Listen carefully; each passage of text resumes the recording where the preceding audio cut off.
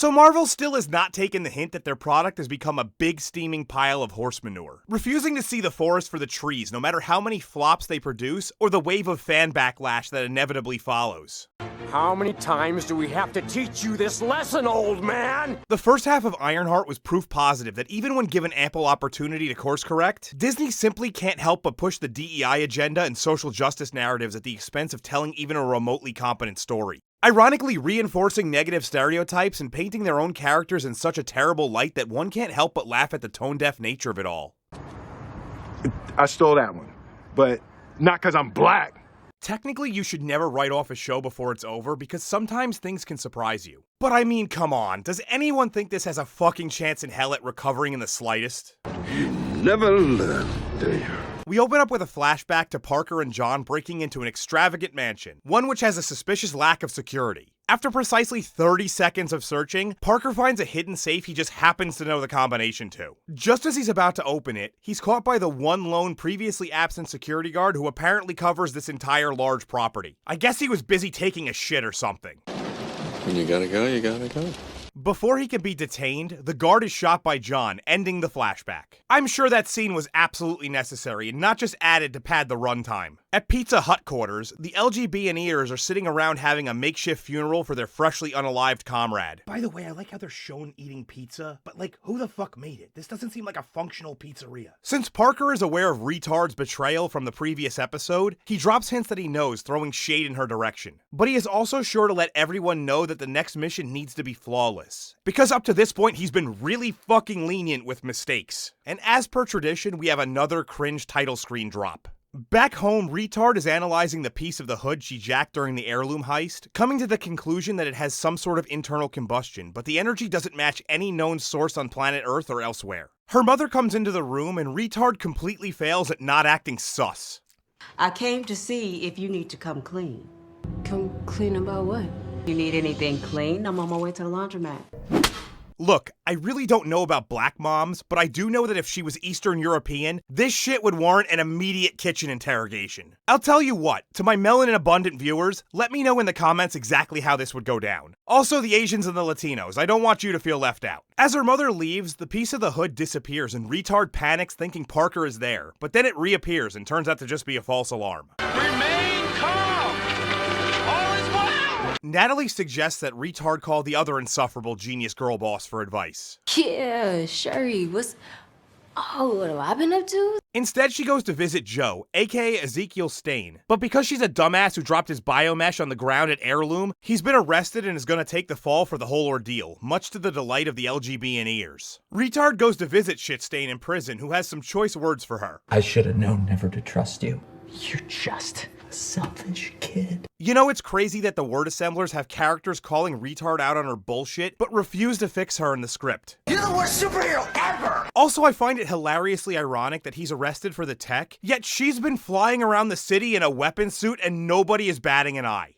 That doesn't make sense. With her paranoia ratcheted through the fucking roof, Retard puts cameras around her home, you know, to catch the guy who can turn invisible.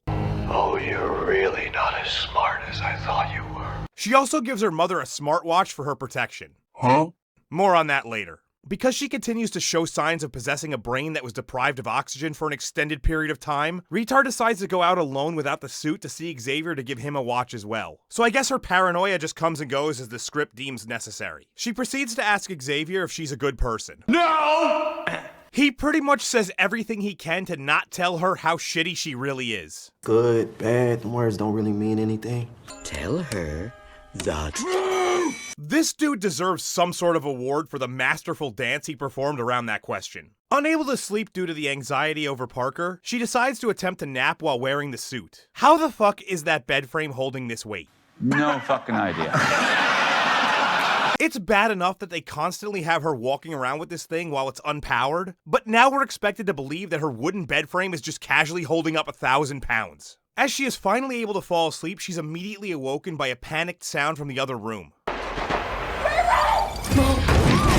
What's wrong?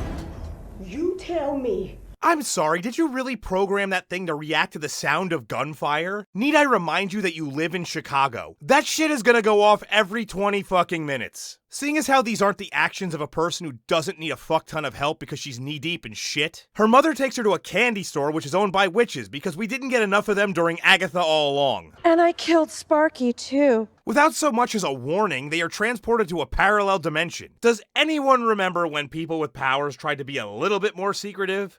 Those were the days. Turns out her mother's friend, this weird chick with braids and bad fashion sense, is a former student of Karmatage. And because she somehow got knocked up while there, and there's no such thing as the Book of Abortion-naganon, she decided to come back to Chicago, leaving her daughter to learn all this bitchcraft shit secondhand. Old books and baby witches off of TikTok. This means that these two are quite literally messing with powerful forces they don't fully understand. You know, like morons. Within seconds, they're able to identify not only that Retard brought something evil with her, but also what it is by throwing some jizz against a mirror. This scares the shit out of the bitches, who promptly kick Retard and Mama Retard out, refusing to elaborate any further other than saying it's from a dark dimension. Understandably, her mother is furious that Retard is involved with this stuff, and becomes the next person to call out her selfish and shitty behavior. You manipulated me, acting like you needed some sage and crystals. Are you the one messing with this hood or cloak or whatever it is? I promise I'm not. Liar!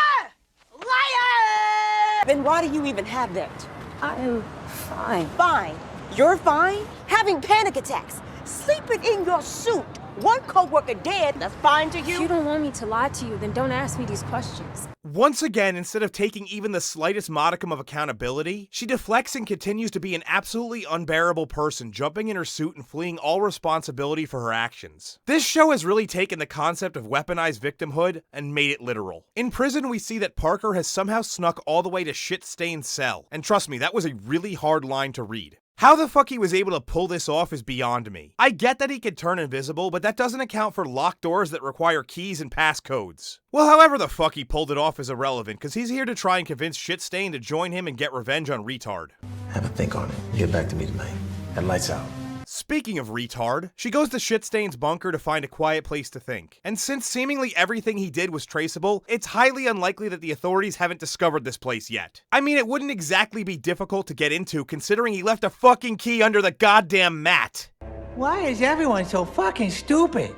This is a storage bunker for billions of dollars of illegal weapons, not a cabin by the lake. Hell, one of those hide-a-key rocks would have been more secure. After many failed attempts to destroy the hood piece, she comes to the conclusion that she can't do it and has another panic attack while piloting the suit away from the bunker. Natalie then just dumps her off on a random street corner in order to go get help. While this goes on, Shitstain just casually strolls out of prison because Tranny Slug has hacked into their computers and can just open doors and turn on any light independently without a single guard noticing shit. As he makes it to the loading dock, he runs into the LGBNers who have recovered his illegal tech, which makes absolutely no sense. This is a prison, not an evidence storage locker. All of this stuff would be in a completely different location. Meanwhile, the Natalie-controlled suit goes to retrieve Xavier to help Retard. How does he fit into this suit despite being nearly a foot taller than her? Fuck if I know. When he gets to Retard's location, he's incredibly confused, but that bewilderment is quickly replaced by complete outrage once he sees who actually came to get him. Natalie? Surprise, motherfucker. That is horrifying. You had no right to use Natalie as one of your little tech toys, Ree. I thought if anybody would get me, it'd be you. I swear, it just happened. I don't know, you get kinda used to it. It's nice in a way. God, Ree, that's not the same thing. I'm honoring her. You're freezing her in time, faking like she's still alive. Look, she is alive. Sort of. That is not my sister. Back at Pizza Hut quarters, Shitstain is subjected to quote-unquote upgrades to add tech to his body, and Parker officially puts a hit out on Retard before the episode fades to black. That's still kind of racist. Yeah, that's racist. Are you sick and tired of being a responsible person with obligations and basic human emotions like guilt and remorse? Yes. 1,000 times yes. Well, we here at the Academy for Not Accepting Liability specialize in educating people in the subtle art of shifting blame. At Anal, you'll learn to shed every ounce of accountability in your everyday life with classes such as Victimhood 101, Introduction to Gaslighting, and elementary scapegoating. Choose between a variety of majors like narcissism, delayed maturity development, advanced projection, certified public unaccounting, the history of societal unfairness, and many more. Think you don't qualify? Don't worry, because we have 0 basic requirements for enrollment. Don't know how to read? Well, that's because books are racist. Can't be fucked to wake up for class? That's fine, early mornings are rooted in white supremacy. What the fuck? It's not like it even matters if you show up since the government's paying for this shit anyway. So register at the upcoming semester at Anal, and fuck basic societal expectations right in the ass. This episode starts in much the same way as the first one did, with that eye-rolling anti-rich white men clip of retarded Natalie. No, I just want to be happy. This time it's being watched by AI Natalie in order to further authenticate herself. But as she's doing that, she's hit with a grappling hook and kidnapped by Tranny Slug. Just saying, it's not the greatest look to have a drag queen capturing something and stuffing it into the back of a truck with no windows. Somewhere across town in a White Castle, you know, it's been a while since I've had that, come to think of it, Retard and TikTok Bitch are discussing the source of Parker's power. Dormammu, the Cosmic Conqueror. Which means you've officially bitten off a hell of a lot more than you can chew. So you're telling me this puffy-ass cloud with eyes holds apocalyptic power? Retard is of course still skeptical because it's not like she lives in a universe full of magic and other shit that science can't explain. TikTok Bitch informs her that it's very likely the only way to stop this is to kill Parker. As Retard weighs her options, the LGBTers show up to kill her, and because we need that obligatory dumbass title screen, it comes in the form of a French fry package. Come on, White Castle's known for its burgers, at least use one of those. Instead of TikTok Bitch simply transporting them to another dimension like she showed she could do in the previous episode, she just leaves Retard behind. You see, this is the issue when you introduce something that's super overpowered and then just refuse to ever use it again. Out of all the places to come get late night dates, you choose to come here. What? I like White Castle. Finally, we have some common ground. Isn't the whole point of a protagonist to connect with your audience? I'll tell you one thing, I would have liked her a shit ton more if they put this right at the beginning of the show. You know, luckily I have Dash Pass because this episode's making me hungry. The 2 pairs of wire cutters attempt to kill Retard with their fists instead of using literally any weapon. But because when the plot demands it, Retard is able to fend them off until she's finally overwhelmed by their butch lesbianism. Side note, how the fuck are they all getting hit in the face with metal objects and not a single drop of blood has been spilled? Realizing her safety watch fell off, man, this bitch can't keep shit on her body, and sits at the wire cutter's feet, Retard coaxes them to shoot her, which is what they should have done in the first place. Had they just walked up, put the gun point blank, and pulled the trigger, this would all be over. Especially since it's shown that the force field is several feet away from the body. Well, because they're standing above the watch, they get trapped in it instead. With the walking embodiments of scissoring out of the picture, oh, scissor me timbers! Retard thinks she's home free until Bullnose shows up. Hey girl, hey! Look, I really don't have the energy to go through another dumbass fight between 2 people who have less total muscle mass than a prepubescent boy. So I'll just tell you that this one was word assembled by someone who really doesn't understand the effective range of hand grenades.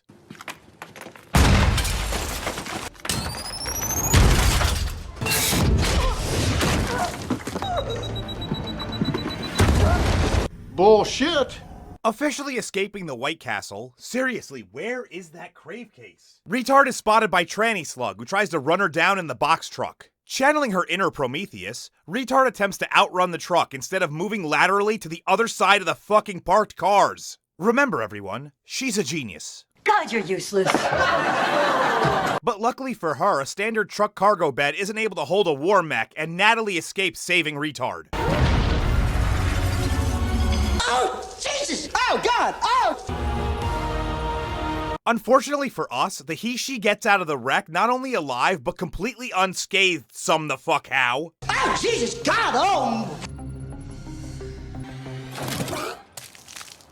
That is the appropriate response. Natalie and Retard have an argument about the events from the previous episode. I am not the problem here, Ree. You are. Truer words have never been spoken. Natalie decides to shut down, and as Retard is leaving, she's blindsided by Shit Stain. Hey, Riri! He easily routs her by electrocuting the suit. Wait, didn't that power Tony up during Avengers? Oh, pull it up, Jamie. Power at 400% capacity. How about that? After thoroughly trouncing her, Shitstain suddenly goes into bitch mode again and lets her go. You need to leave Chicago now. If Parker finds out you're still alive, he won't be so forgiving. But since it's a habit of the word assemblers to treat every supposed genius as if they rode the short bus to school, it's shown that Shitstain has forgotten one key factor. There are eyewitnesses who work for the Hood. Retard returns home and it's more of the same shit, so I'm just gonna do it this way. But Riri, why? Because I can, Mom. But Riri, help me understand. Something, dead stepdad. I just want to protect you, Mom, so I built a suit. Which is funny, because building the suit has had the exact opposite effect. Your obsession with this suit is the reason you got kicked out of MIT. Her mother eventually comes around and gives her blessing to let Retard fight, except that there's the one small issue of the fact that she doesn't have the fucking suit anymore! So in order to remedy this little setback, Mama Retard takes her to her dead stepdad's garage to try and remind her that she used to make shit there. This is aided by a projection from Natalie, which is one of Retard's memories of herself doing impossible things at age 8. I need to finish my hydraulic modulation device. This is enough to spark Retard back into action. So I guess she's just gonna build a whole ass nother suit. Out of what, though? Ta-da!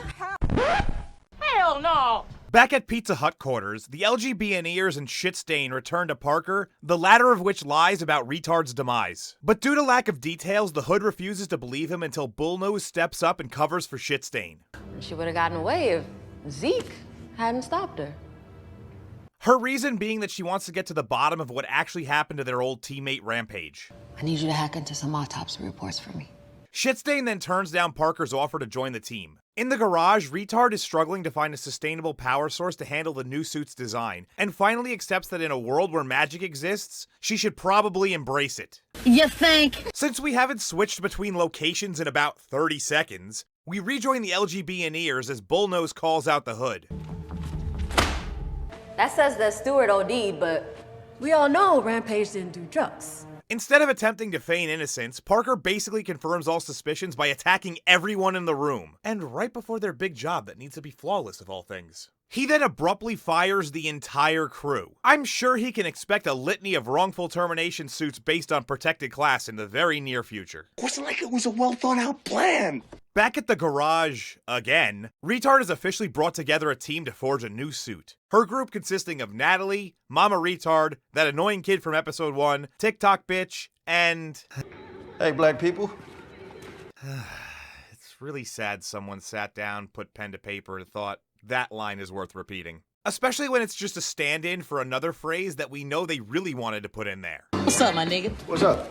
What happens from here is some of the most asinine shit you'll ever see as the, Black people? strip an absolutely beautiful vintage car for parts to build Retard's new battle armor. What the fuck did you do to my car? The fuck did you do to her car? There's also this small side quest going on where TikTok bitch is busy trying to channel enough dark energy to power the suit up upon completion. Highly intelligent, or as I would like to call it for this show, par for the course. You know what? Here's a fucking thought. You want to stop someone from channeling Dormammu, right? Why not, I don't know, give Doctor Strange a call? Actually, come to think of it, why the fuck isn't he here already? Isn't he supposed to be keeping tabs on this shit? Nope. Shitstain returns to his old house that for some reason doesn't have any police posted at it, despite him having freshly broken out of prison. He has one final argument with Karen, but when he goes to use his powers to once again destroy her flowers, he can't. As it turns out, Parker had a failsafe put into the programming of his upgrades so that he can only act in a way that the Hood decides. Which means he shouldn't have been able to let Retard go earlier in the episode. But that was a whole 15 minutes ago. The word assemblers can't be expected to remember that shit. Parker takes Shitstain to the mansion we saw in the flashback at the beginning of episode 4. Using his obedient pet to break in, the Hood cuts through a wave of security guards effortlessly, all while Shitstain apologizes every time he maims someone. I'm sorry. Which I'm not gonna lie, I actually kind of enjoyed, so I guess even a blind squirrel occasionally does find a nut. So whose house is this, and why the fuck is it such an important target to Parker? I had to look you in the eye and ask, what kind of father puts his son out of the house at 12? So all this hostile takeover shit, every single dead body along the way, all boiled down to daddy issues. This likely would have hit a lot harder for the audience if there had been any setup whatsoever. As the conversation continues, Parker comes to the realization that he had basically become his father, and does the exact same shit he does. Nothing personal. It wasn't personal. Nothing personal. But honestly, who even gives a shit about this? I'll just sum it up. The Hood's daddy signs his businesses and house over to Parker and leaves. That's it. Very anticlimactic. Well, since his father has some free time, he'll be able to get that thing on his face checked out by a doctor. What is that? What the fuck is that? You know what? Let's check in one more time with the black people. As we see, they have finished this new and completely illogical suit constructed mostly from old car parts. Retard Williams was able to build this in a garage with a 1971 Plymouth Cuda 446 pack. But there's still that power problem that needs to be dealt with. You sure about this? Magic is a mutual exchange. There's always a cost. Without considering what that cost might actually be, Retard just agrees and TikTok bitch imbues the suit with dark magic. Despite the fact just an episode ago she basically told us she has no clue what the fuck she's doing. Just as all seems to be going well, Natalie starts glitching out as the suit can't handle her AI and the dark magic at the same time. In a panic, Retard tries to tether her to the laptop, but the upload is too slow and she vanishes as the episode becomes a person of color. Is your acting career going just a bit too well, causing you to feel the anxiety and pressure of audience expectations? Do you just want to coast on royalties from a show you did 12 years ago? Well, maybe it's time you ditch that competent manager and join an agency that puts your mental health first. Well, we here at Wasted Talent specialize in getting you the roles that take such a bare minimum amount of effort that we guarantee you can do the things you really want to do on the job. Tequila! That's right, these gigs are so easy you can do them absolutely plastered. Prefer a schedule that doesn't have you on set for an extended period of time? Don't worry, we'll find you a film or show that's perpetually locked in production hell. Or maybe you just strive to be that guy who people can't quite remember, but they definitely saw you in that other thing, assuring that your career meanders in mediocrity. Let us set you up with a non-speaking role in a movie that probably stars Pedro Pascal. Can you be any more specific? So join Wasted Talent, where average is considered overachieving, and start your path toward utter disappointment today. We have officially arrived at the final episode of this showcase of intellectual disability. Hallelujah! Hallelujah! Let's try to get it over with as soon as possible. Luckily for us, this is actually the shortest episode of the entire show. Thank you, God! The episode begins with Parker and John mid-break-in of the mansion.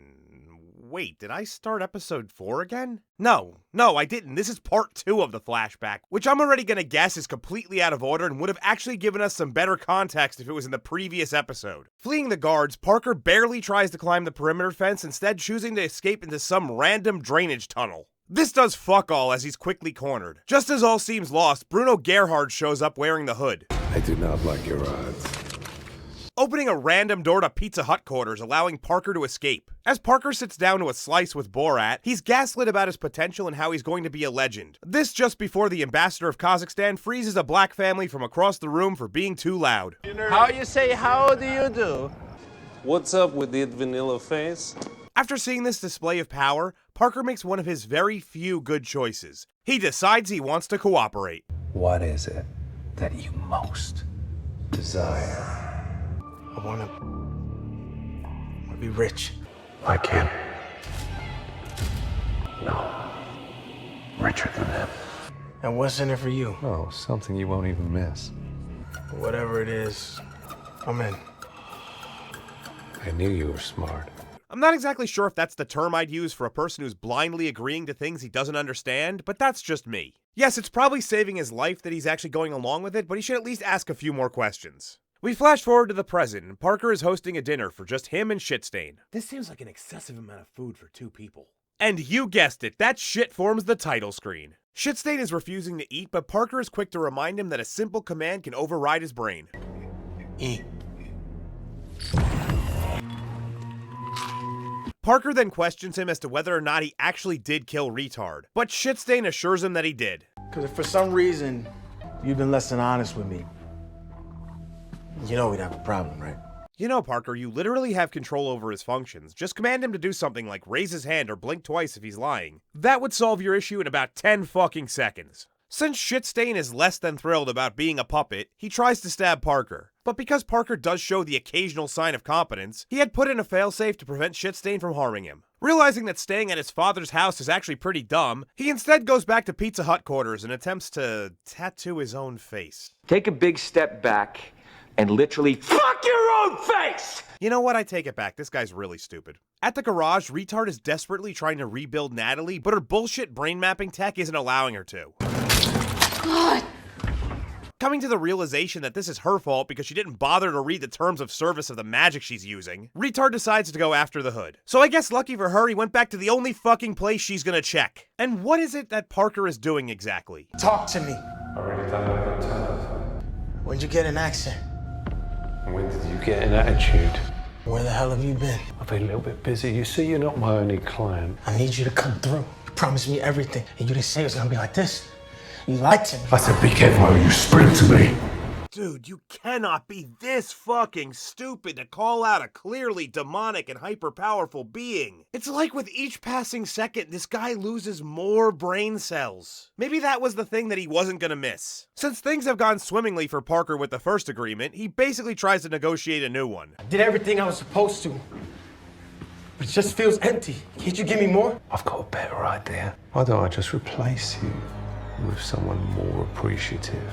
But I guess King Julian here has a change of heart as he tells Parker that if he can hold on to the Hood a bit longer, he'll make him even more powerful. That seems like it's gonna work out really fucking well for you, Parker. While that Special Olympics opening ceremony is going on, Retard shows up and comes face to face with Shitstain. Scanning him, she realizes that he's been hacked and tries to reason with him, but since she's only a computer genius when the word assemblers need her to be, she can't grasp that he literally has code telling him what the fuck to do. Which is of course to kill her, and we can only hope he succeeds in this mission.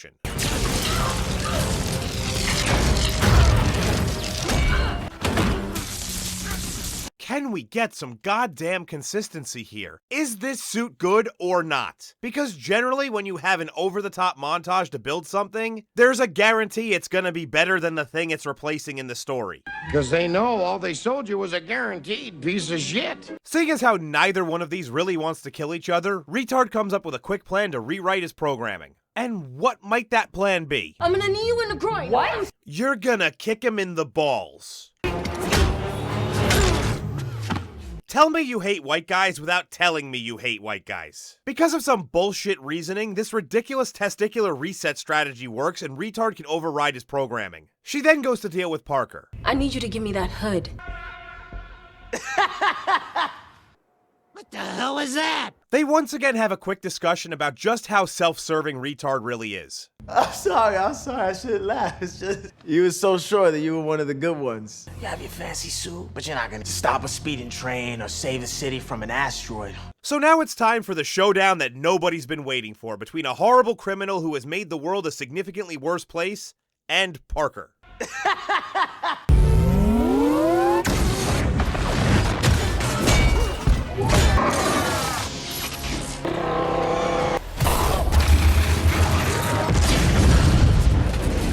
The Hood approaches a now unarmored Retard and is going to finally put us all out of our misery.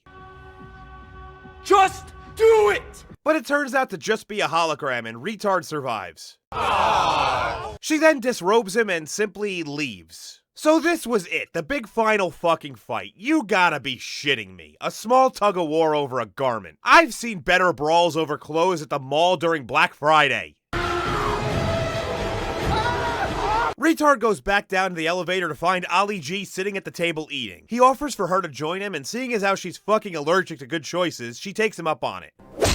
He explains how he's been following her closely for some time and feeds into her victimhood delusion. Someone who, due to no fault of their own, Bullshit!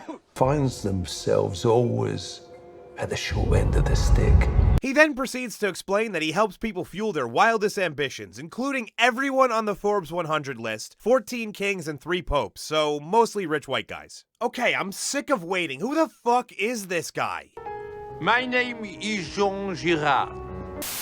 You can call me Mephisto. Wait a minute! You're telling me that this is when they decide to use him? Seriously? Okay, this is not only random as fuck, but definitely the biggest wasted potential ever. For about 8 years now, fans have been clamoring for Mephisto to show up. Hell, it even ended up being a fucking meme. But of all the shitty bargain bin could not give a fuck character properties for him to show up in, it's the shittiest, bargain biniest, and could not give a fuckiest. Not Doctor Strange, not Ghost Rider. This! Fuck, I would have been more satisfied with saving him to show up to revive Aunt May in Brand New Day, and that's the single worst Spider-Man story ever. Anyway, he offers Retard anything she wants, and instead of turning him down like a hero would, she makes a deal with the fucking devil to revive her dead friend. What the fuck is this? What message is this supposed to send? Retard has completely failed the hero's journey. At no point has this bitch atoned for any of her wrongdoing or gained a sense of accountability. If anything, she's gone the complete opposite direction. This redemption is so easy, it's practically an unguarded layup. But apparently they wanted Retard to take the form of Angel Reese because it turned into a complete airball. Oh, and as if we hadn't suffered enough, there's a post-credits scene where Parker visits TikTok bitch for some reason. There is just so much wrong with this show, I'm not even sure where to begin. You know, in the last video I mentioned how cheap this looks, so I didn't think I was gonna have to bring it up again, but fuck me, I was wrong. Somehow the quality has dipped even further. I mean, come on, look at this shit. The degradation of CGI really needs to be studied because we are seemingly going backwards. How the hell does something produced 17 years after the original Iron Man look so terrible by comparison? Okay, I'm gonna go ahead and hit you with an... I don't know. As for the word assembly and overall feel of the show, it's very evident that no one competent was involved. Let's start with the guy overseeing the whole shebang. Since the heyday of M. Night Shyamalan, I'm not sure we've ever seen a bigger one-trick pony than Ryan Coogler. This guy has slowly proven that he only has one thing on his mind constantly. Black people? Every film or show seems to be insert thing through the black experience. How to live in a world with superpowered beings when you're black. How to deal with vampires when you're black. What it would be like to be Rocky if Rocky was black. After the surprising success that was Sinners, it's crazy to see how much public perception can shift from project to project. Now granted, this should have come out first, but it really doesn't matter because either way he's being proven to be a hack who sustains his career by milking the racism teat dry. Which doesn't seem to be stopping anytime soon considering the next thing his name is attached to. We are so screwed. But it would be really unfair for me to put all the blame on Coogler. A huge portion of it also lies at the feet of Shanaka Hodge. Who? A person who has absolutely no business being the head writer of a show at this point in her career. Before taking this job, she had about 5 writing credits to her name, and almost all of them were either songs that she co-wrote, or some documentary about gentrification. My neighbors were all black, but now they white. How does that translate into writing for a show about a comic book character? You ask a lot of questions. Hell, I have more writing experience than this chick, and I only started doing this a couple years ago. But somehow this is still overqualified by Disney standards.